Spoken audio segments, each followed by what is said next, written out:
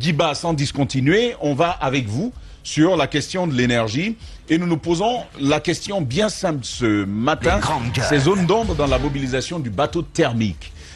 Qu'est-ce qu'on sait de ce contrat-là? Quels sont les acteurs en jeu? Quelles approches auraient été les meilleures de vos points de vue? On poursuit donc avec vous. Et justement, merci beaucoup Tamba, bonjour. Par rapport au bateau, le bateau qui était annoncé, de source sûre, le bateau sera en Guinée, à Conakry, dans 18 jours. Donc l'information, j'ai pu confirmer l'information par une personne directement concernée par ce bateau. Donc dans 18 jours, le bateau va rallier Conakry. Il faut rappeler que c'est un bateau qui a été acheté par M. Cassius Dioubaté. Acheté avec l'appui d'une banque. D'accord. Voilà, donc c'est une banque. Donc ce Cassius Dioubaté n'est pas intermédiaire. Intermédiaire, non. Il a lui-même, selon ma source, il a lui-même acheté le bateau avec l'appui à travers un prêt bancaire. Donc le bateau sera là dans 18 jours. Alors moi j'ai posé des questions parce que hier on a reçu ici le ministre, l'ancien ministre de l'énergie, par rapport un peu à beaucoup de paramètres. D'abord le prix par kilowattheure, qu'est-ce qui va être l'avantage et la convention qui va être signée avec l'État guinéen. Est-ce que le pays part perdant ou gagnant dans cette convention? Donc autant de questions. Alors au-delà de tout ça... Et à la régie, on n'est plus aux infrastructures là. Merci, tu peux continuer. Voilà, donc je disais que 18 jours il sera là et c'est Cassius Dioubaté qui l'achète à travers l'appui d'une banque. Maintenant c'est 250 mégawatts, j'apprends. 250 mégawatts, le bateau qui arrive, mais sauf que dans la convention, l'État va aller sur les 220 mégawatts. D'accord. Dans la convention, donc l'État va aller sur les 220 mégawatts. Maintenant, j'ai cherché à comprendre un peu les prix. Parce que c'est ce que Abissila disait hier. Moi, j'ai vendu à 8 cents. Certains en ont vendu à 10, à 11. J'ai posé la question, le bateau qui arrive, le coût, ça va se négocier autour de combien? J'apprends, ça va être autour de 10 cents. 10 cents. 10 cents. Ça va être autour de kilowattheure. Ça va être autour de 10 cents.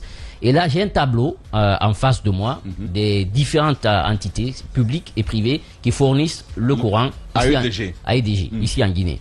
Par exemple, pour les privés, vous avez Capowership qui a capacité qui a été installée, c'est 115 mégawatts qui avait été installé.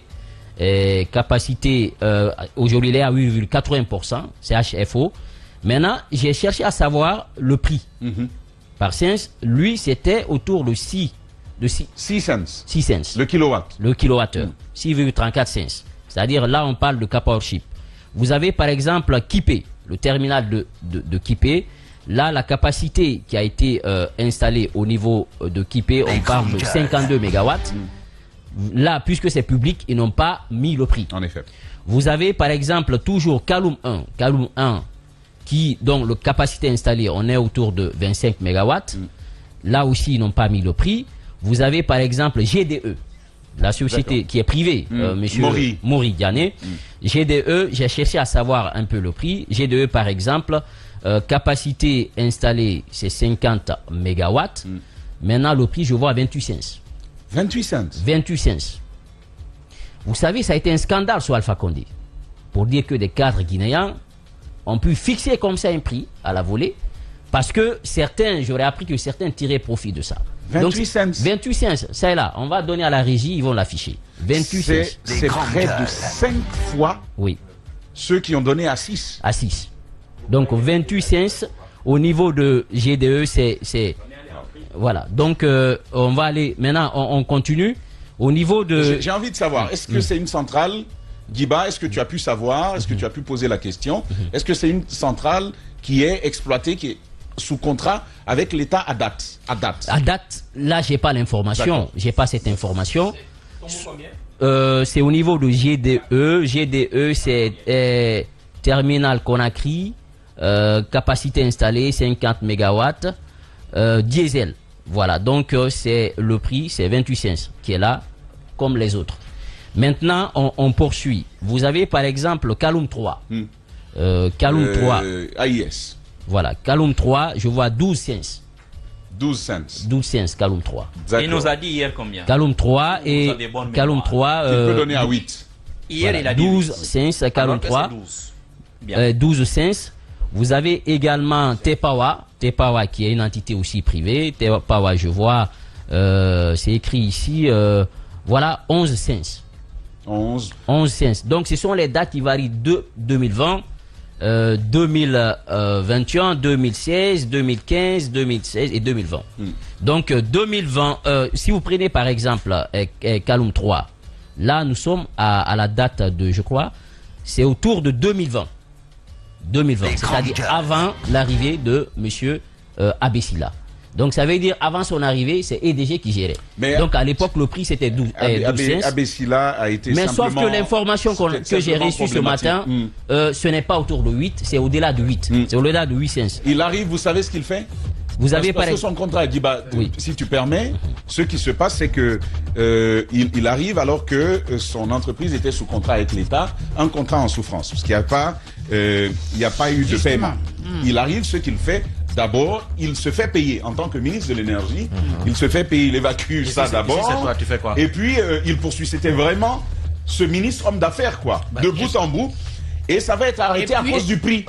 C'est à cause du prix. C'est à cause du prix que ça a été arrêté. Mais c'est au-delà quand même de 8 cents. Et je finis par, si vous permettez, Kalita, rapidement. Ok, allez-y. L'autre chose, c'est par rapport au bateau. Parce que c'est ce dont il parlait hier, c'était de dire que ça a été mal ficelé, c'était assez coûteux. Mais vous êtes ministre, vous arrivez, c'est quoi le bon choix? C'est pas rediscuter ou renégocier.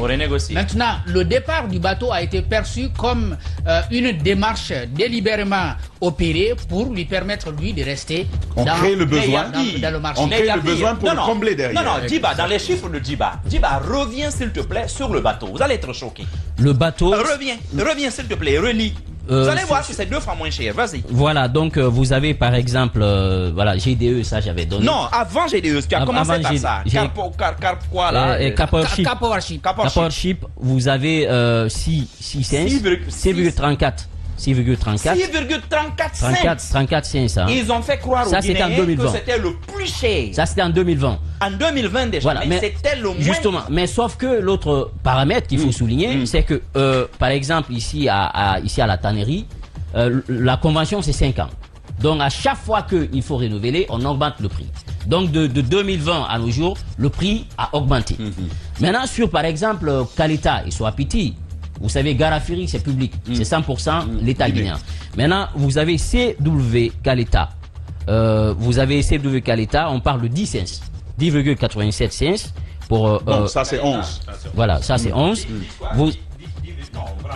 10, CW Kalita, nous avons 10,87. Pour être plus précis. Donc ça c'est 11. Vous avez également CW Swapiti. C'est autour de 10,87, la même chose, donc 11. Donc tous les deux, c'est le même prix. Et à la date, par exemple, de 2015, 2020, 2021. Vous avez par exemple CBG qui est autour de 38 cents. Vous avez, là, la date n'a pas été mise. Vous avez par exemple, au-delà EDG, bon, tout ça c'est public au niveau de le courant que Banéa, que CBG donne, notamment à Kamsar et aux autres là. Tu as dit combien? 38 cents, oui. Là, la date n'est pas mise, on ne sait pas c'est autour de quelle date, donc ce n'est pas mis la date. Ça c'est CBG. Et plus loin, vous avez aussi les autres entités, EDG, ce qui est public. Alors, ce qu'il faut rappeler, c'est que pour GDE, oui, c'est des années en arrière. Mais ce que l'on fait, mais c'est une catastrophe. Ce que l'on va faire justement, le temps de revenir avec le commentaire, on te rendra la parole. On va marquer cette pause de votre côté, continuer à réagir, que vous inspirent ces sujets, ces cents. Dites-le nous en commentaire, Aïssa Toussané les rendra dès l'ouverture, la deuxième partie de cette émission. Restez avec nous, on se retrouve dans 10 minutes.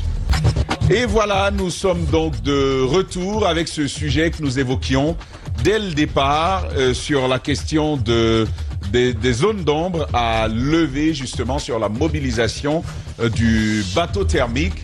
Djiba Milimuno était avec nous dans la deuxième partie. Dans la première partie, présenter les chiffres.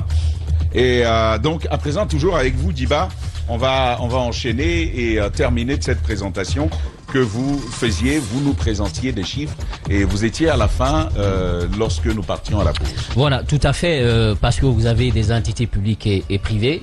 C'était en lien avec le bateau qui est annoncé en Guinée, qui doit arriver dans 18 jours. Donc pourquoi on présente ces chiffres? C'était de savoir dans la convention avec l'État guinéen. Est-ce que l'État allait payer cher cette électricité? Puisque j'apprends de sources sûres, ils vont négocier autour de 10 cents. Donc 10 cents comparé au prix que nous avons ici, je trouve le bateau plus ou moins raisonnable. Parce que n'oubliez pas que Kaloum 3, puisqu'on parlait avec le ministre hier, Kaloum 3, je disais bien, c'est autour de 12,74 cents. Donc, ce qui veut dire que Kaloum 3... Tout près de 13, quoi. Tout près de 13. Donc, Kaloum 3, ce qui veut dire que Kaloum 3 est plus cher que ce Quand que tu le dis bateau... la Kaloum 3 là, il faut bien préciser pour nos auditeurs que c'est la société de Abessila. Voilà, monsieur Abessila. Donc, voilà. Qui nous a raconté ici hier que c'est autour de 8 cents. Donc, ce qui veut dire qu'il est plus cher que le bateau lui-même qui est annoncé en Guinée. Vous avez également d'autres entités publiques. Je parlais par exemple de CBG, ça c'est terminal à Kamsar et tout. Capacité installée, c'est 73 MW et un HFO. Et donc on parlait de 38 cents. Vous avez par exemple, on a parlé de Kaleta, de Swapiti, vous avez EDG, Garafiri, par exemple. Garafiri, ce n'est pas noté, c'est des entités publiques. Donc globalement, voilà comment la situation se présente de 2020 à nos jours, avec les prix qui évoluent en fonction des pactes, ou bien parfois il y a des aménagements que l'on fait pour revoir un peu les tarifs, mais sauf que ça ne baisse pas, ça augmente au regard un peu de la demande aussi et de certains partenaires. Maintenant, ce qu'il faut éviter aujourd'hui, c'est le cas par exemple GDE. J'en ai parlé, hein. Vous avez vu un peu le prix qui était fixé à l'époque, ce qui quand même qui est grave, parce que 28 cents, Tamba, vous-même vous l'avez dit, un tel tarif, même si c'est en 2020, ça veut dire que si on... Je le disais, hein, ça fait près de 6 fois le coût du bateau. Le coût du bateau. Donc, ce qui veut dire que beaucoup d'argent, on a perdu beaucoup d'argent avec des résultats qui n'avaient pas forcément un impact un peu sur... C'est un Guinéen en plus. C'est un Guinéen en plus. Et la question, c'est ceux qui sont autour de ça. C'est ceux qui sont autour de ça. Parce que, oui, on paye. Mais n'oubliez pas qu'il y a des responsabilités en cascade, c'est parce qu'il y avait quand même des personnes replacées qui profitaient aussi de cette situation. En effet. Ah oui, lui, il avait... Justement. C'était tentaculaire. Hein, c'était tentaculaire, voilà. Tentaculaire à la primature à l'époque. Tout à fait. Un peu partout avec Mori Diané. Voilà. Et ça, je pense que c'est dommage. C'est dommage de voir ce qui s'est passé il y a encore 2 ans en arrière. Et aujourd'hui, on croise les doigts. On espère que pour le bateau, avec les 10 cents, on ne va pas peut-être aller rapidement, parce que n'oubliez pas qu'il vient et ça va être un contrat de location. Ils vont mettre sur le réseau les 220 mégawatts, et ce qui va permettre un peu de pallier le problème, parce que n'oubliez pas que... qu'il faille prouver que c'est effectivement son bateau à lui. Oui. Parce que ce que moi j'apprends, c'est que Cassius loue le bateau à un opérateur étranger. Avec des Turcs. Oui, et donc il devient un peu l'intermédiaire. Et donc lui, il négocie directement avec l'État pour son compte. Et derrière, c'est comme s'il gagnait des commissions en fait. Voilà. C'est un apporteur d'affaires. Et ça pose un problème sur le coût forcément. Il y aura peut-être on va se battre pour l'avoir dans cette émission. Sauf que ce que moi j'apprends d'une personne qui est très proche de lui, il me dit que le bateau a été acheté avec un prêt bancaire. C'est ce que j'apprends. Bon, et donc voilà, c'est à vérifier, Cassius Djubaté il n'est pas à sa première expérience. Je vous donne la parole, vous serez deux à parler. C'est à vérifier. Donc je vais aller rapidement. La demande quand même elle est forte. 220 mégawatts plus, vous n'oubliez pas que par exemple pour G2, bon ça ce n'est plus d'actualité. N'oubliez pas que EDG équipé terminal Conakry, c'est autour de 52 mégawatts. Vous avez par exemple Kaloum 1 qui est autour de 25 mégawatts. Vous avez Kaloum 2 qui est autour de 25 également mégawatts.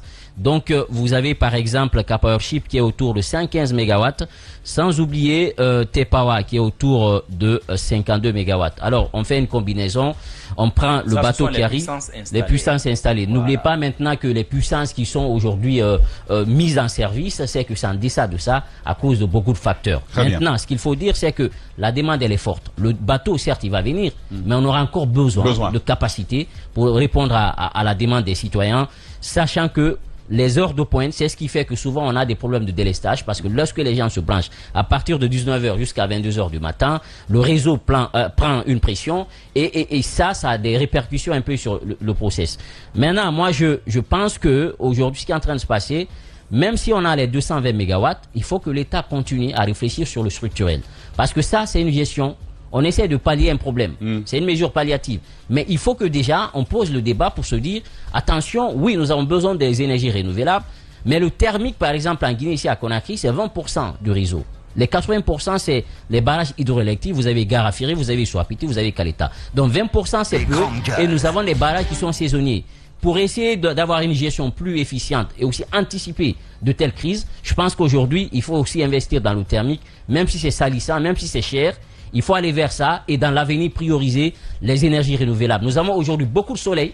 On peut utiliser des espaces en Haute-Guinée parce que c'est très vaste et l'énergie solaire, ça prend plus d'espace. Et si on utilise des régions qui sont mieux adaptées, je pense qu'on peut progressivement, graduellement répondre aux besoins de la population. On peut progressivement répondre aux besoins de la population. En effet, j'ai quand même cette réaction d'un de nos auditeurs. Il dit, voici les vrais fournisseurs du bateau. Donc, ce sera intéressant d'avoir Cassius pour savoir si c'est véritablement pour lui. C'est une émission d'avant-hier déjà sur France 24. C'est bien Caporal Ship qui fournissent ce type de bateau. Et rapidement, Djadja, avant il faut rappeler en Côte d'Ivoire, par exemple, ils ont aussi des bateaux. Ça, ils ont des bateaux. Même, je crois, même le Sénégal également. Ils sont bien spécialisés dans ça. Et même la Sierra Leone a essayé tout récemment. Justement, sur les éléments que Diba nous présentait tout à l'heure, un auditeur bien averti nous écrit « Bonjour Tamba, GDE, c'est K-Energy. Et K-Energy n'est plus en fonction. C'était des turbines à gaz. De 25 mégawatts, comme à Cancan, mais on utilisait du gasoil. Kaloum 3, depuis de Abessila, n'a pas respecté les termes du contrat de 2017 qui partait pour 10 ans. Les termes du contrat étaient de réhabiliter la centrale à 100%, c'est-à-dire les 44 mégawatts. Justement, il parlait des 44 mégawatts, mais ça n'a jamais été fait. Il n'a pu démarrer qu'un seul groupe sur 4 depuis 2017. Et d'ailleurs, tout le personnel est en chômage technique depuis un long moment. C'est une épave, cette centrale, de nos jours. C'est donc un connaisseur de ce milieu, Djadja, qui réagit à cette émission. Ce qui est triste par rapport à cette situation, c'est de voir des cadres, des fils de ce pays, qui viennent, dans une émission telle que la nôtre, nous raconter des contre-vérités. Parce que ce qu'on a écouté hier, à dire que oui, après son départ, quelqu'un est venu éteindre. Et par la suite, nous avons appris justement qu'il y avait des problèmes, il y avait des soucis, tels que l'information que vous venez d'avoir et que comment on appelle, la centrale ne donnait pas comme cela se doit. Il y avait des soucis, il y avait des problèmes avec... c'est bien de faire des affaires. Moi, je ne suis pas contre que quelqu'un fasse des affaires, qu'il puisse avoir... Surtout en tant que Guinéen. En tant que Guinéen. Mais les grandes gueules. Mettre la Guinée en avant, c'est-à-dire l'intérêt des populations. Vous pouvez gagner votre argent, mais en même temps que vous disiez aux gens, voilà ce qui s'est passé. Nous, on n'est pas contre ce qu'un ministre vienne, que tu aies tes intérêts, il a fait ses preuves aux États-Unis, il a eu ce qu'il peut avoir. Mais c'est des situations comme ça qui font que, jusqu'à présent, on stagne. Nous sommes dans une situation comme ça, avec tout l'argent qui a été investi dans le domaine de l'électricité en République de Guinée. Nous vivons encore des situations de crise telles que celles qu'on a vécues récemment, ici à Conakry, à Kindia, où on peut arriver à des pertes en vies humaines, justement parce que des populations sont sorties pour réclamer le juste nécessaire, ce dont un être humain peut avoir besoin, c'est l'eau courant. C'est le minimum, en fait, le strict minimum dont on peut demander à une gouvernance. Mais voyez, par exemple, ce qui s'est passé par rapport à ce bateau-là. Donc, on suppose que quand le bateau va partir, des lignes vont bouger pour soi. En effet. Un intérêt égoïste, en fait. On se dit que tant que ce bateau-là sera là, la centrale que moi je gère ne devrait pas marcher. On préfère créer ce qui est arrivé là. On crée la crise, le chaos. On crée la crise, le chaos, mais pour faire des affaires. En même temps, cela arrive quand il y a des amateurs au sommet de l'État, Zachary. Il faudrait que nous ayons des gens qui puissent être capables de faire des études, de réfléchir, de produire quelque chose, mais ne pas agir sur la passion, sur l'écoute d'une seule personne. En fait, quelqu'un vient vous dire, faisons ça, c'est ce qui est mieux. Il faudrait qu'il y ait toute une équipe, qu'il y ait des personnes qui travaillent. Ce que tu dis, quelqu'un m'a fait le récit hier. Oui. Quelqu'un m'a fait le récit hier. Parce qu'il était présent avec le Premier ministre Goumou à l'époque, où on demandait, est-ce qu'on peut laisser le bateau partir? Le directeur général de EDG aurait dit, mais oui, il peut partir, il peut partir. On demande au Premier ministre Goumou, parce que le président va appeler le Premier ministre pour lui dire « Goumou, on est sur le point de laisser le bateau partir. Qu'est-ce qu'on fait ?» Goumou dit « Monsieur le Président, attendez. » C'était aux environs de 22h. 22h ou 1h du matin, je ne sais plus. Il a donc appelé le ministre de l'Énergie à l'époque, et puis plus tard le monsieur de EDG, et c'est lui qui va lui dire « Vous pouvez laisser le bateau partir. » Donc c'est vrai qu'on parle de Abessila, mais je pense que ce que vous dites rejoint, ce que je décris là, rejoint ce que vous dites. Non, vous savez, moi, je l'ai dit dans cette émission. a fait un témoignage ici. Justement. Sur un certain secrétaire. C'est le secrétaire général, Cheikh Ahmed Keïta, qui avait dit à l'époque que le bateau ne devait pas partir. Il ne devait pas partir. Tu sais, autant que moi, qu'en pareille circonstance, quand quelque chose engage à ce niveau la vie de la nation, parce que la vie de la nation, c'est en parlant d'électricité. Ici, à Conakry, c'est la capitale, vous savez comment les choses se passent. C'est une réunion technique qui se fait. On n'appelle pas quelqu'un au téléphone, une seule personne pour dire est-ce que le bateau doit rester. Non, ça s'est fait en fait. Ça s'est fait en fait. Mais le président a eu une hésitation à la dernière minute. Et il a dit, demain, on doit libérer le bateau. Mais est-ce que vous êtes vraiment sûr? Et là, je pense que la décision de limogeage, ce qui vient de se passer ces derniers temps, se justifie parce que les gens n'ont pas été... soit ils manquent d'expérience, ils n'ont pas la formation ou les informations qu'il faut, soit ils ont fait de la malhonnêteté en créant cette crise qu'on est en train de vivre aujourd'hui. Avec tout ce qu'on a, toutes les ressources, je veux dire, en termes hydrauliques et tout ce qu'il faut, la Guinée ne devrait pas être à la traîne sur les questions de l'électricité aujourd'hui, sur les questions de l'eau. Mais voyez comment les populations souffrent ici à Conakry. On n'a pas d'eau. Les gens n'ont pas d'eau dans les... C'est pour cela que chaque personne qui a la possibilité de creuser un forage, la personne le fait. La personne le fait parce que tu ne peux pas courir chaque fois appeler. En fait, tu payes plus que ce que tu devrais payer en termes de facture à la fin du mois. Que ce soit pour l'eau ou pour l'électricité. Chaque jour, tu as une panne. Chaque jour, tu as un problème. Il n'y a pas d'eau dans les robinets. Justement parce que des gens s'asseyent, ils font des contrats qui leur sont bénéfiques. Des contrats qui leur sont bénéfiques. Je pense que même ce bateau qui arrive, c'est vrai qu'on est dans le besoin aujourd'hui. Il faut régler le problème. On est en situation de crise, aurait empêché l'État il faut réfléchir. De négocier directement avec une société connue? Pourquoi passer par Cassius? J'ai rien contre lui, je l'aime bien, j'aime sa combativité. C'est un homme d'affaires. Mais pourquoi par lui? Pourquoi pas directement? C'est un homme d'affaires, c'est pas de... C'est une question de crédibilité. C'est pas ce que je veux dire. De crédibilité? Parce que parfois, avec la situation dans laquelle on est aujourd'hui, il est difficile par moment pour certains de traiter directement avec l'État parce qu'on ne sait pas quand ça peut s'arrêter. Voilà, de toutes les façons, ce qu'il faut reconnaître. Si on a un opérateur économique de confiance, il faut creuser, savoir pour ne pas qu'un autre jour on s'asseye dans le même studio pour dire qu'on s'est finalement rendu compte que voilà ce qui s'est réellement passé. Je pense qu'il y a toujours, un homme d'affaires ne fait rien pour rien. Il y aura toujours quelque chose en contrepartie. Et j'espère que ça ne va pas encore retomber sur la tête de nos gouvernants, mais surtout sur le peuple de Guinée après. Très bien. Et si tout va bien, Ali Jaïch, bon, je ne sais pas si je prononce bien, il est vice-président de Caporship, on pourrait l'avoir pour nous clarifier justement le rôle de Cassius Diabaté dans cette négociation-là. On saura effectivement ce qu'il en est. On revient à vous tout à l'heure. Mohamed Mara, on suit cette actualité aussi. L'État va s'engager dans un tel contrat.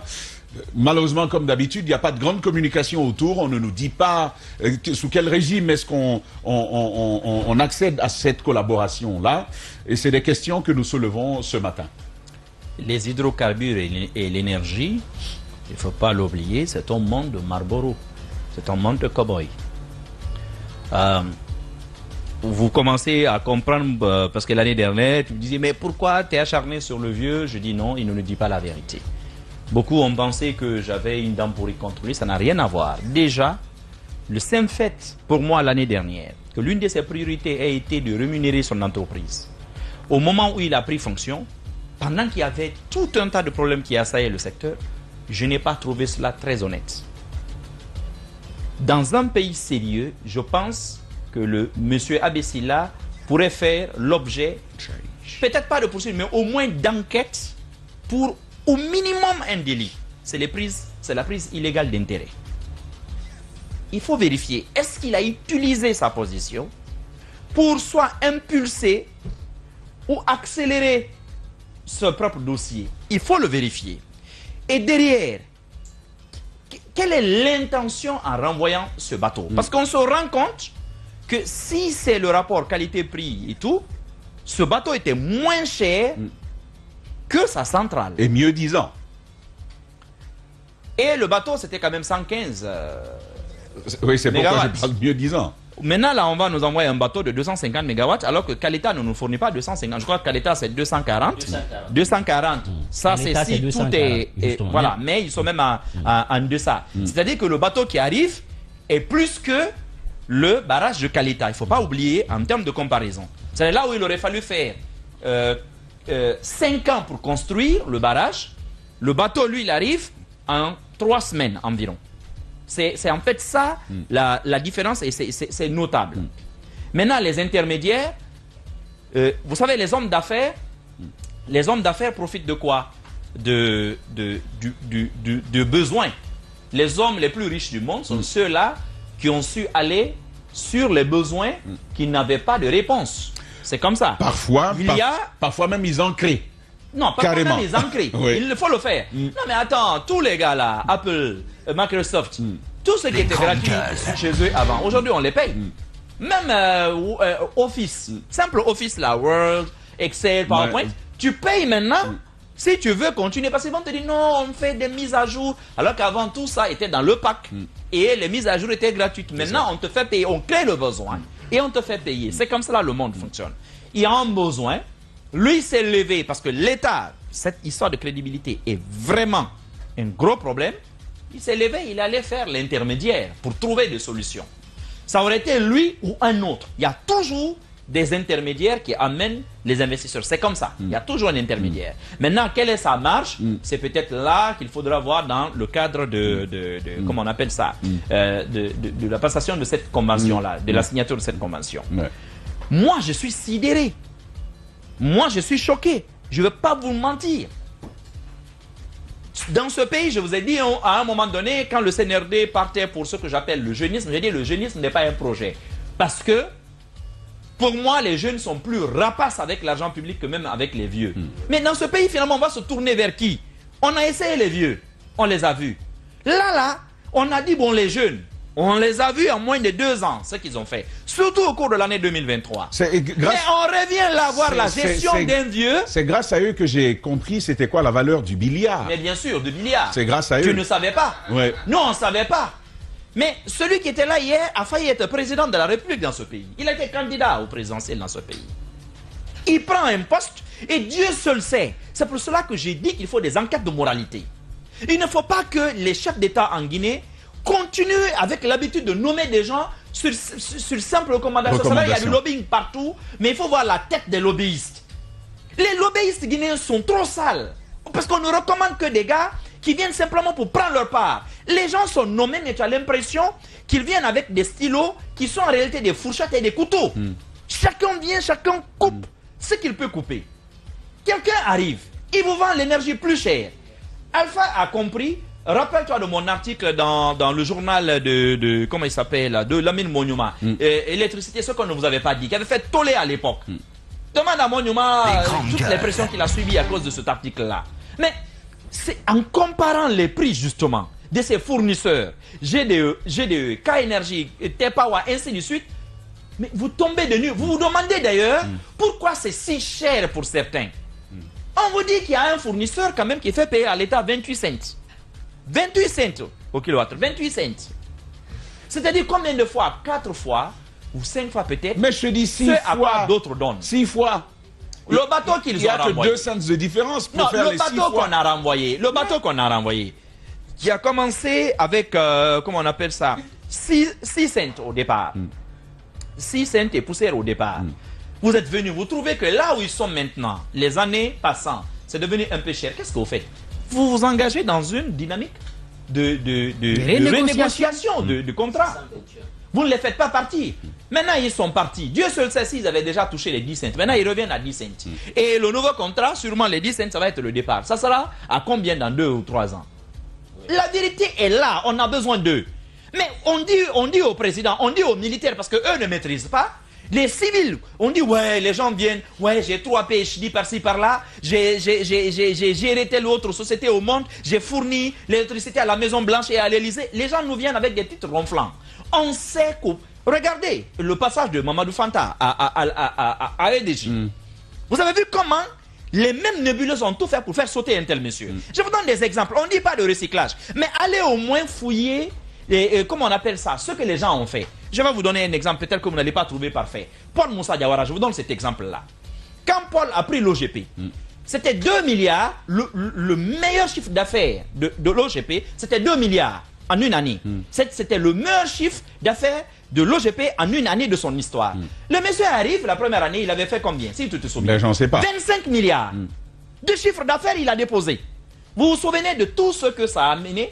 Ça a aiguisé les appétits.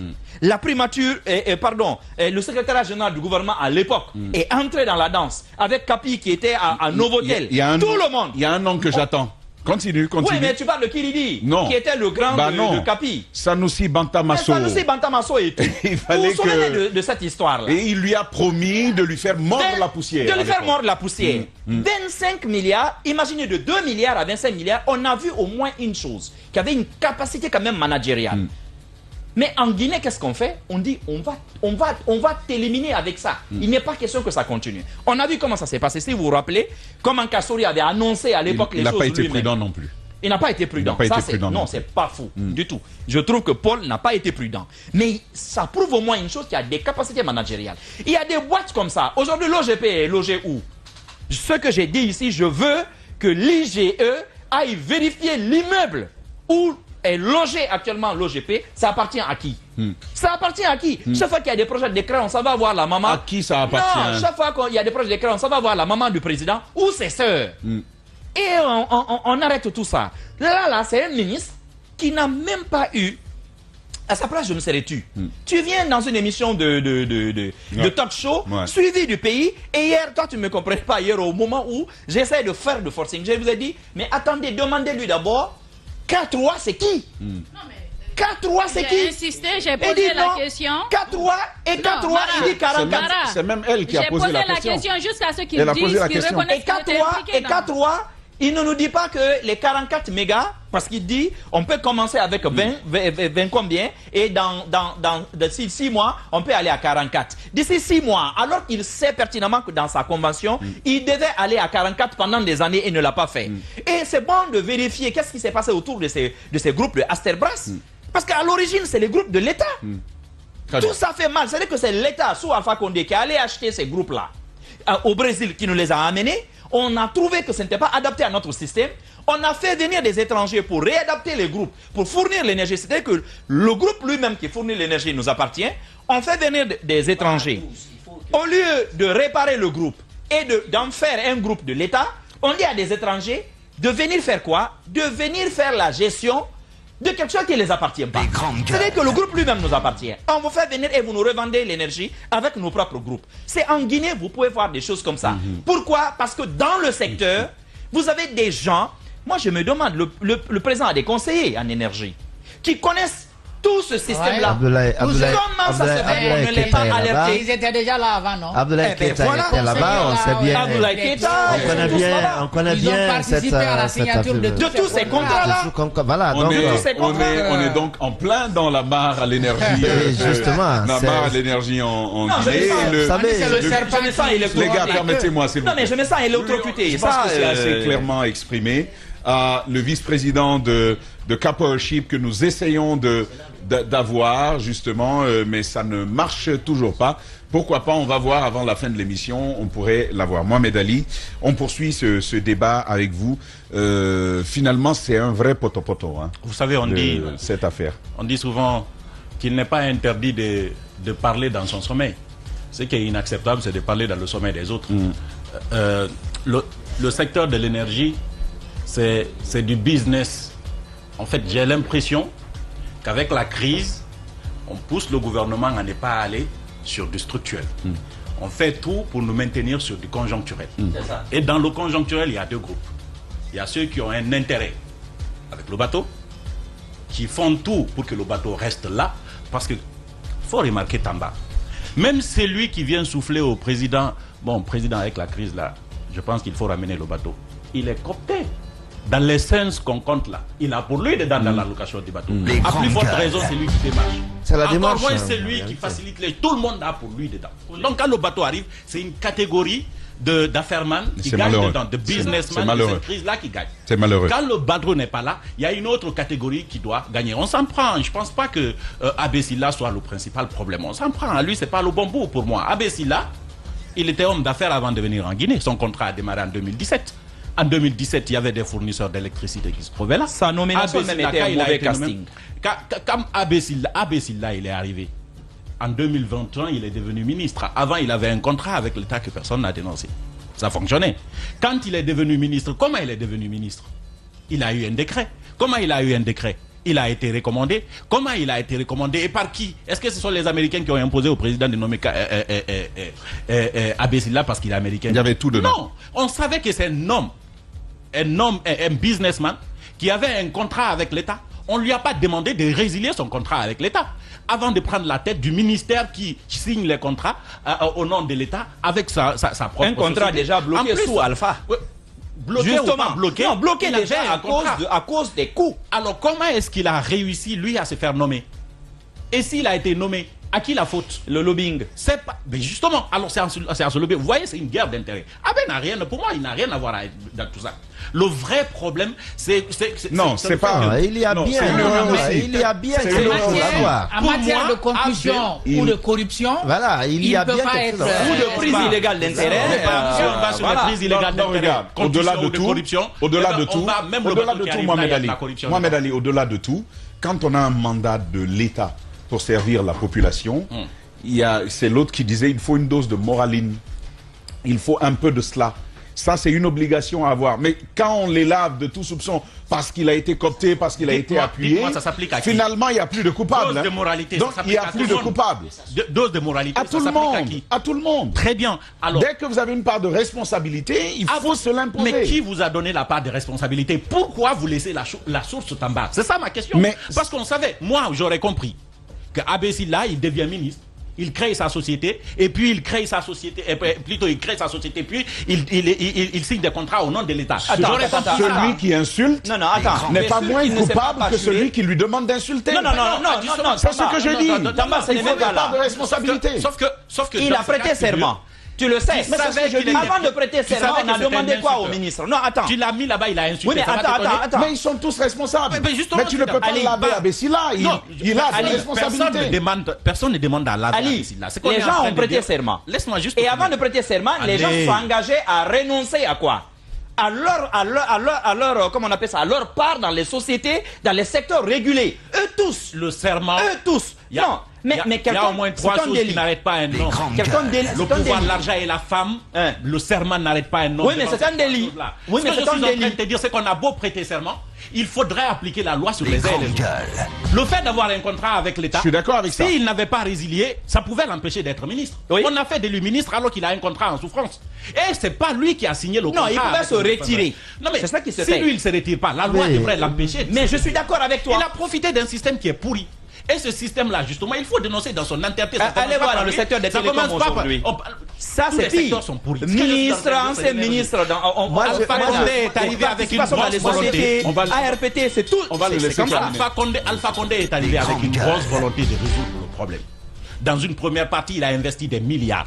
Il s'est rendu compte qu'on lui a menti sur tous les plans. Structurel ou conjoncturel, l'argent n'a servi à rien parce que les gens ont investi dans des projets qui n'ont pas fonctionné. En 2015, après, il s'est rendu compte effectivement qu'il a investi beaucoup de milliards pour rien. Et que finalement, il est obligé de reprendre. Lui-même, il l'a dit. Pour accélérer le barrage, je ne le dédouane pas. Je suis en train de suivre sur une logique. C'est pourquoi il a accéléré le barrage pour la campagne de 2020. Parce que le niveau d'électricité que la Guinée devrait avoir et qui devrait lui servir d'argument politique pour 2020 n'était pas là. Il a accéléré le barrage qu'on a aujourd'hui qui ne fonctionne pas. Mais est-ce que vous voyez comment on a dispatché nos fonds? C'est-à-dire qu'on dit qu'à l'État, ça ne nous appartient pas. C'est pour les Chinois, ils nous vendent de l'électricité. Et soit Piti, ça ne nous appartient pas. C'est pour les Chinois, ils nous vendent de l'électricité. Non. Non, voici ce qui se passe. Et Amaria aussi, s'il était réalisé, c'est pour nous. Maintenant, en conditionnalité, pour engager la Chine sur Swapiti, on met qu'Aleta engage. C'est ce qui nous a été expliqué. C'est que je suis en train d'expliquer. C'est ça le niveau de Aujourd'hui, la réalité est que la Guinée n'a rien comme infrastructure lui appartenant en matière d'électricité. Parce que j'ai appris que même la rénovation des caca que vous dites là, c'est la banque islamique. Et qu'on leur doit, si on ne paye pas, c'est pour eux. Donc ça ne nous appartient même pas, cette centrale là, de rénovation. Donc ça voudrait dire tout simplement qu'on n'a aucune infrastructure qui nous appartienne. Parce que les gens ont tellement dispatché que chacun a pour lui dedans. C'est-à-dire que quel que soit le côté où balance la solution, il y en a qui ont pour là on se comprend. Aujourd'hui, la réalité pour les citoyens lambda, c'est quoi? C'est que est-ce qu'on a besoin d'électricité? Oui, on a besoin d'électricité. Est-ce que ça doit être donné? Oui, ça doit être donné. Combien l'État paye pour que les citoyens aient de l'électricité? On s'en fout complètement. Personne n'a envie de le savoir aujourd'hui. Parce que quand c'est conjoncturel, les gens... C'est la question que nous posons ce matin. C'est justement la question que nous posons. À quel on ne peut pas nous dire comment Tamba, personne ne va vous dire voilà ce qu'il est. Tamba, il y a quand même c'est pas le problème des citoyens. Personne ne va donner des explications. On a encore 6 minutes, oui. Personne ne va donner d'explications parce qu'il n'y a pas de montant. On distribue pour arriver à la solution qu'on nous donne. Et après, on se rend compte au bout de quelques temps que ce n'était pas la bonne. On veut encore changer. Aujourd'hui, tout ce qu'on demande, vous croyez que c'est fortuit ici, aujourd'hui, le niveau de fourniture d'électricité se dégrade à ce niveau? Non, c'est pour nous amener à ce niveau. Très bien. Et dire que on nous a dit hier qu'on mentait, finalement vous voyez qu'on a raison. Le bateau n'était pas là, le bateau doit revenir. Très bien. Quand le bateau revient, il y a plus que, ça s'appelle comment? Le Capor Ship? Non, c'est lui qui est le bienfaiteur de la Guinée là, qui envoie le bateau de 250. Cassius. Cassius est petit dedans. Il y a beaucoup. Non, c'est parce que c'est pas un bienfaiteur. Il y a un projet. Il nous envoie qu'à l'État en 18 jours à Guinée. Tamba quand même, c'est intéressant. Très bien. Il y a on va avec vous, Djiba, quelques secondes s'il te plaît pour laisser les gens. Il y a un autre projet, puisque je parlais de panneaux, d'énergie renouvelable, le solaire. Il y a un projet, j'apprends, qui a des Allemands, Siemens, qui avait un projet. Ils sont très bons dedans. Justement, Siemens très bon dedans, de 40 mégawatts pour chacune des villes, c'est-à-dire Sigiri et Kankan. 80 mégawatts solaires avec une batterie au moins à 10 cents. Ce projet-là, il y a des cadres de l'administration qui ont mis le pied sur le projet. Oui, parce que ça va bloquer, la quantité de carburant. Tribune à gaz qu'on a connu, les 17 centrales qu'on a connues du côté de Kankan. Donc ils ont mis le pied et c'est des énergies renouvelables avec 40 mégawatts. 80 mégawatts le solaire avec 10 cents. Vous imaginez l'avantage qu'on pouvait avoir. Parce que si c'est installé, c'est parce que c'est une mafia. On profite de cette situation pour s'enrichir. Djiba, savez-vous que depuis plus d'une année, un ministre, à cause d'une signature, a bloqué un projet énergétique d'une valeur de 1 milliard de dollars. Ici même en République de Guinée. Donc ceci ne me surprend pas, c'est rien comparé à ce qu'ils réussissent à bloquer simplement comme ça.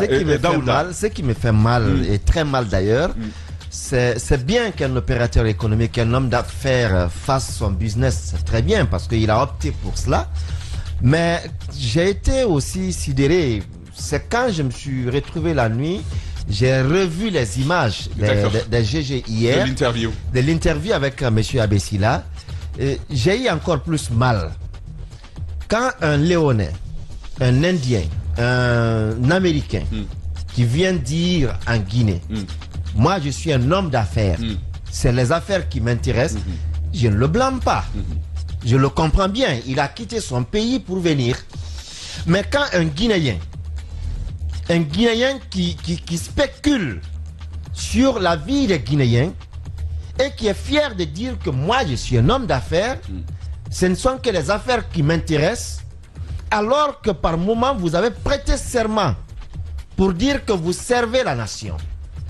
Et que derrière cette prestation de serment, c'est votre intérêt que vous mettez devant. On a vu avant lui au temps d'Alpha Condé. Il y en a. Le management de Abessila. Non, on n'est pas en train de gâter, mais c'est qu'on est en train de vivre. C'est qu'on est en train de vivre. Vous savez quand même, à un moment donné, même au temps d'Alpha, même au temps d'Alpha Condé, vous vous rappelez, Tamba, il y a eu quand même des. Au peuple de Guinée, 8 cents. Et ici, c'est 12 cents. Et vous savez quand même, même au temps de Alpha, parce que il y en a qui ont accepté. Il y en a qui ont accepté des postes alors ici, que le bateau c'est autour de qui ont accepté des postes ici juste pour débloquer de leur situation qui était bloquée à un moment donné. En effet. Et ils ont accepté des postes, s'approcher d'Alpha Condé. Ben voilà. Donc allez chercher qui c'est. Mais aujourd'hui qu'on soit à ce niveau. Il a eu son décret. Je le disais dans cette émission la dernière fois. J'ai dit, le problème aujourd'hui de Caleta, la production elle est faite. Le transport constitue un problème fondamental. On sait le problème il est où. Mais le résoudre aujourd'hui, c'est fermer les poches de certains. Et donc, on ne peut pas aller à la résolution de ce problème de transport de Caleta aujourd'hui dans les ménages. Parce que si on le résout, ça vient bloquer nos intérêts quelque part. Donc, il faut maintenir ce problème et aller à une exploitation qui implique les businessmen et qui chacun tire son petit profit. Et après tout, on s'est dit que, vous savez, la dernière fois, j'ai dit, il faut qu'on ait peur de Dieu. Même si on... Non. À un moment donné, non. Dieu merci, on a un imam. Non. Allons-y. Il faut... Non, il faut... Je suis d'accord. Il faut qu'on ait peur de Dieu. Je suis d'accord. Ça nous échappe. On vient comme on veut, on met la main sur la Bible, on met la main sur le Coran. Et après, on dit qu'on a prêté serment, on croit en Dieu, alors qu'en réalité, on n'y croit pas. Très bien. Et qu'on voit aujourd'hui les Guinéens, je le dis encore, une trentaine de Guinéens qui meurent parce que simplement ils se sont levés à un moment donné pour réclamer un droit qui est l'électricité. Et qu'il y a des Guinéens qui se moquent de ça. Et qui s'enrichissent sur ce dos-là. Sur ces cadavres-là. Et qu'on dise qu'on est Guinéen. Et qu'on soit fier de le dire, ben on est homme d'affaires. Il faut avoir peur de Dieu. 30 secondes rapidement. Et moi, ce que j'ai dit toujours, dans les difficultés actuelles, c'est vrai qu'il faut trouver de l'énergie pour la population, c'est nécessaire. Mais il faut de l'investigation, donc un audit sérieux sur ce qui a été fait jusque-là. On ne peut pas continuer à commettre les mêmes erreurs et estimer que la crise prendra fin. On aura le bateau et un jour, soit il va partir ou bien il va s'arrêter parce qu'on ne paye pas. Parce qu'il y a toujours des gens quelque part qui tirent profit de cette situation. Il faut donc faire de l'investigation sur ce qui a été fait de la gestion de l'énergie sous le CNRD. Je ne m'intéresse pas au passé. Le passé, c'est le passé. De toute façon, ils ont déjà eu la difficulté à démêler le vrai du faux dans tout ce qu'eux-mêmes ils ont dénoncé. Mais eux-mêmes, leur gestion là, ils n'ont qu'à enquêter maintenant. Ils nous disent pourquoi on a les difficultés à avoir de l'argent pour payer du carburant et faire fonctionner les centrales. Parce que chacun dit, on n'a pas d'argent, on n'a pas d'argent. Personne ne vous dit ce qui a fait qu'on a manqué d'argent. Jacques, le carburant, l'électricité, tu ne sauras dénouer ces histoires-là qu'en fourrant le nez à la présidence. Pour moi, c'est assez clair. On va marquer la pause, 10 minutes de publicité, et on va se retrouver derrière pour poursuivre notre émission. Et cette fois, ce sera avec notre invité, Monsieur Ibrahima Khalil Diallo. Son récit va vous faire couler des larmes. À tout à l'heure. Et de retour en studio, sommairement, mais très brièvement, avant d'aller à Kindia, notre invité, d'ailleurs, c'est déjà installé. Daouda, est-ce que vous pouvez activer son micro, s'il vous plaît? Très bien. Monsieur Ibrahima Khalil Diallo, bonjour. Bonjour. Ça va ce matin? Ça va. Ça va? Ça va. D'accord. D'accord. Nous vous aurons tout à l'heure. Tout à l'heure, on va aborder ce sujet, cette histoire que vous avez vécue. Mais les grandes gueules. Diba, on va passer un appel.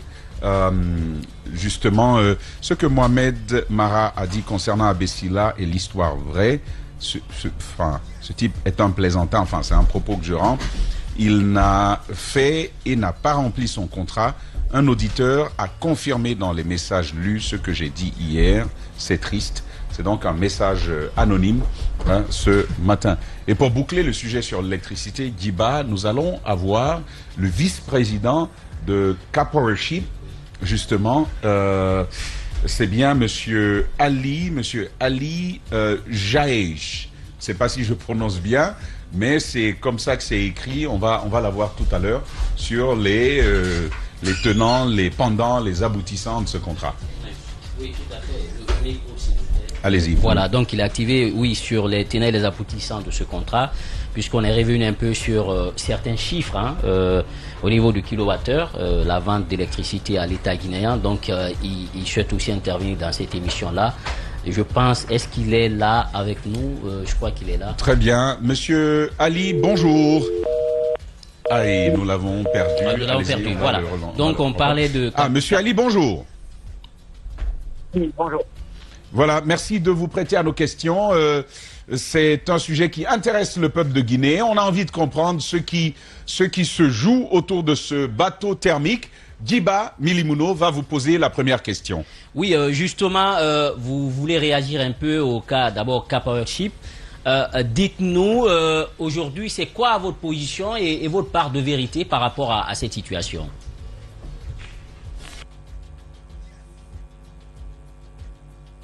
Que vous êtes là? Est-ce que vous êtes là? Ça a coupé, hein? Oui. Ça a coupé. Oui, vous pouvez aller, la question de Djiba Milimuno, parce qu'on pose des questions. Il y a un bateau qui arrive, on ne le connaît pas assez. Ce serait Cassius Dioubaté qui négocie avec vous, avant de négocier avec l'État. Quelle est la vérité sur ce bateau qui arrive? D'abord, merci de m'avoir offert cette opportunité. Je remercie tout le monde pour ces questions. D'une manière générale, aujourd'hui, je pense qu'il y a un besoin imminent pour le pays. Et je pense que tout le monde, avec tous les moyens nécessaires, il faut trouver les bonnes solutions pour sortir de cet impact. On était toujours les partenaires du peuple guinéen. Et notre focus, la priorité de notre direction, c'est vraiment fournir une solution pertinente, rapide, mais surtout durable, qui permet d'offrir une solution immédiate pour le pays. Voilà. Donc là, c'est le rôle et la mission de CarPower ici dans la région et spécialement en Guinée. Maintenant, il y a un historique. CarPower, on était là, on a fait nos preuves, on a démontré une pertinence de la solution pour des raisons multiples, et là on a entendu plein de raisons pertinentes et non pertinentes par rapport à notre départ. Moi je ne regarde pas le passé, je pense qu'on est là et aujourd'hui on est là pour connaître cette solution. On est là, c'est pas par hasard, on n'est pas là parce que c'est un coup de passage. Je pense on a rencontré un des acteurs économiques du pays, quelqu'un qui aime bien son pays, M. Cassius, qui nous a sollicité d'une manière spontanée. Et à l'époque, là, vers octobre-novembre, il n'y avait même pas question sur la table de voir ce qu'on peut faire en Guinée. Et il y a la société K-Energy qui a tapé à la porte de CarPower. Elle a dit, voilà, moi, aujourd'hui, je suis un acteur économique, je propose des solutions diverses dans la région, même hors la Guinée. Et on a commencé à parler d'éventuelles collaborations. Donc un homme ambitieux comme M. Cassius, et il a plusieurs opportunités ailleurs, donc il a dit voilà, on veut regarder si on peut faire quelque chose. Entre-temps, il nous a parlé de la Guinée. Il a dit voilà, moi mon pays aujourd'hui a besoin d'une solution, et moi je pense je vais orienter toutes mes priorités pour vraiment venir en soutien à la Guinée et à la démarche de son président et de son gouvernement. Il nous a dit est-ce qu'on peut discuter de la Guinée? Bien sûr, en tant que CarPower, comme je l'ai toujours dit, on est vraiment un partenaire du peuple et on est là pour un engagement social avec le peuple. Aujourd'hui, on sait que la solution qu'on offre, elle permet de débloquer pas mal de situations de crise. Pensez à l'instant.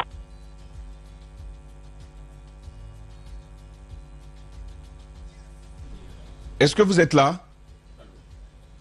Allô?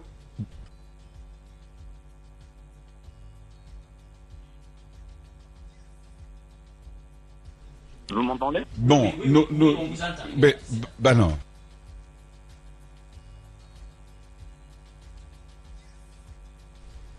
Très bien. Je pense qu'on va devoir vous rappeler, Monsieur Ali, puisque la ligne n'est plus celle que nous avions tout à l'heure. Elle s'est dégradée à la technique. Donc, Djiba, c'est donc un historique qui remonte à novembre de l'année dernière, une initiative de Cassius qui vient vers lui, qui lui dit, écoutez, on peut parler de modalités de collaboration, en particulier sur la Guinée.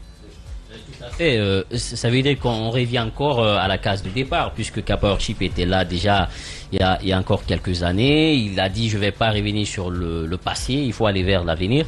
Mais on a vu un peu les tarifs sur le diagramme.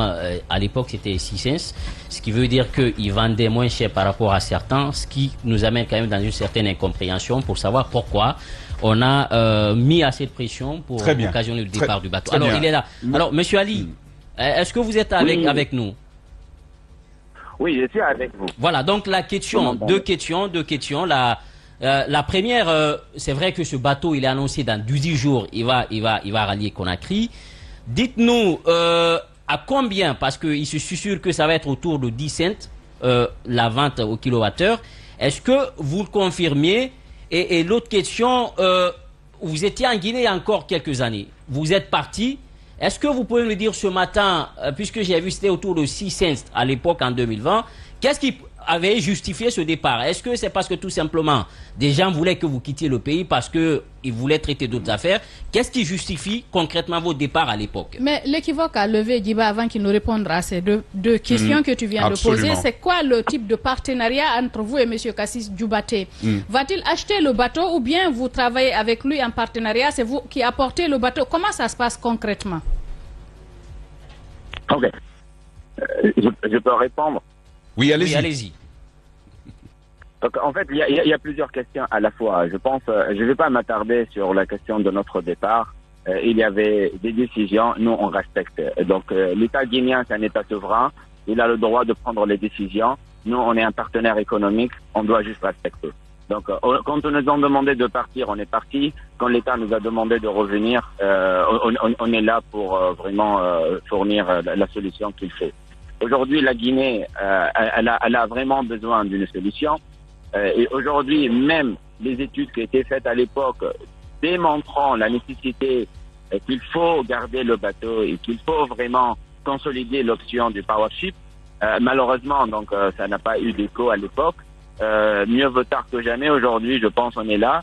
On revient avec une capacité même supplémentaire, ce qui prouve que même la capacité qu'on avait à Conakry était même pas suffisante. Aujourd'hui, on revient avec une capacité beaucoup plus importante parce que même la demande n'attend pas. Chaque année, il y a de 6 à 12% de demandes supplémentaires par rapport aux besoins du pays. Ceci par rapport à un besoin de développement démographique ou la dynamique industrielle qu'on est en train de constater. Monsieur Ali,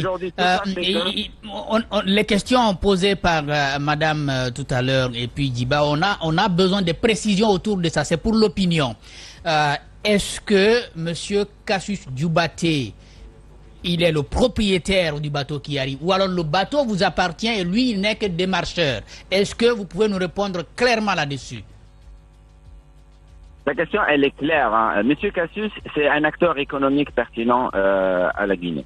Et il nous a sollicité très en avant. Depuis le mois d'octobre-novembre, il a tapé à la porte et il est venu voir des possibilités de collaboration avec Car Power, éventuellement la récupération d'un ou deux bateaux pour les placer dans plusieurs pays dans la région. Et c'était pas pour la Guinée les premières discussions. Quand on a parlé avec Monsieur Kassis, on parlait d'autres régions de l'Afrique centrale, de l'Afrique de l'Ouest et autres.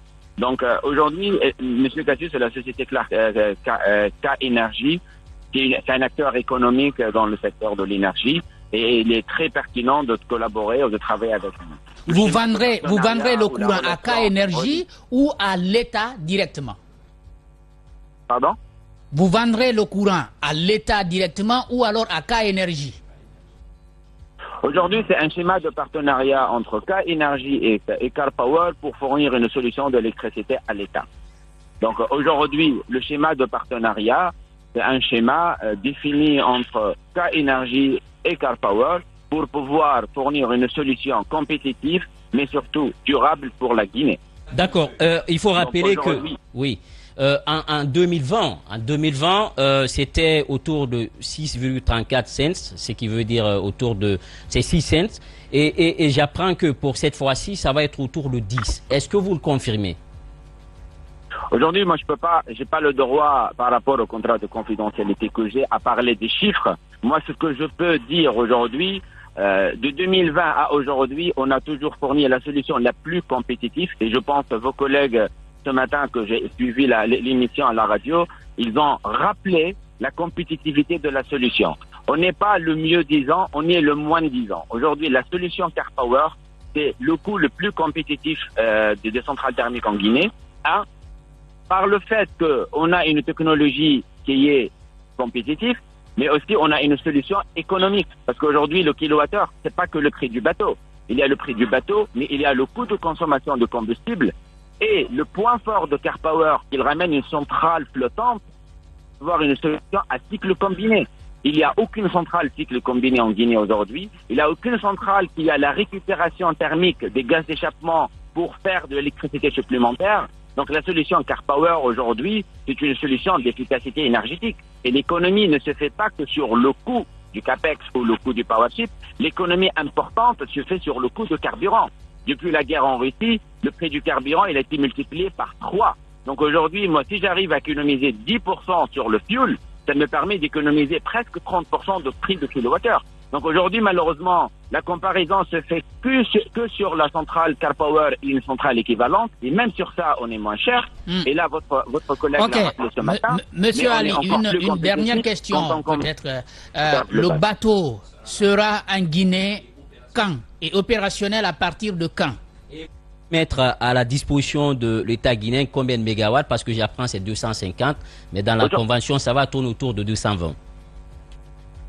Aujourd'hui, le bateau, il est disponible là. Le modèle de CarPower, et M. Cassis, quand il est venu en Turquie, il a vu le bateau là qui était prévu même par d'autres pays, qu'à la dernière minute, avec un commun accord, on a convenu de le ramener en Guinée. Il tenait beaucoup à ce que la première solution qu'il fournit soit pour son pays. Il tenait beaucoup au développement de son pays. Donc le bateau, il est prêt.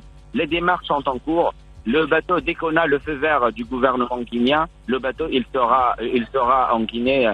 Vous savez, la centrale, elle est construite. Hein. On va pas construire une centrale. La centrale, elle est complètement montée, avec même un stockage de carburant dans le bateau. On sait aujourd'hui. Alors, quand vous dites dès que vous aurez le OK de l'État guinéen, ça veut dire que vous ne l'avez pas encore. On n'a pas donc d'idée précise de la date à laquelle le bateau arrivera à Conakry. Les accords sont là, mais il y a aussi des engagements financiers pour pouvoir faire déplacer un bateau. Une centrale qui coûte aux alentours de $, elle va pas bouger par des simples accords. Il y a des accords, il y a les institutions financières en place qui sont en train de... La centrale tourne autour de combien? Vous dites la pression est importante. Vous avez dit une centrale qui tourne autour, ça tourne autour de combien? Ça veut dire ça tourne autour de combien? J'ai pas bien Non, vous parliez du coût de la centrale. Une centrale qui coûte, c'est ce que vous avez dit. Vous savez, une centrale thermique là, et ça c'est pas un chiffre qui est caché, tout le monde le sait, une centrale thermique, 1 mégawatt coûte entre 1,3 à 1,5 million de dollars. Maintenant, si on parle, est-ce que juste de la centrale ou du poste moyenne tension avec les systèmes de stockage, avec la récupération thermique, donc le prix il peut varier de 1,2 à 1,7 million de dollars. Je vous laisse faire le calcul par rapport à la capacité qui sera fournie. Très bien, très bien. C'est donc une actualité que nous pourrons suivre, Monsieur Ali. Merci en tout cas de vous être prêté à nos questions. Merci pour la disponibilité. Nous pourrions vous solliciter les jours à venir pour en savoir davantage. Merci encore une fois. Les grandes gueules se poursuivent dans un instant. Comme annoncé, nous allons à Kindia, nous allons parler d'une situation qui fait mal.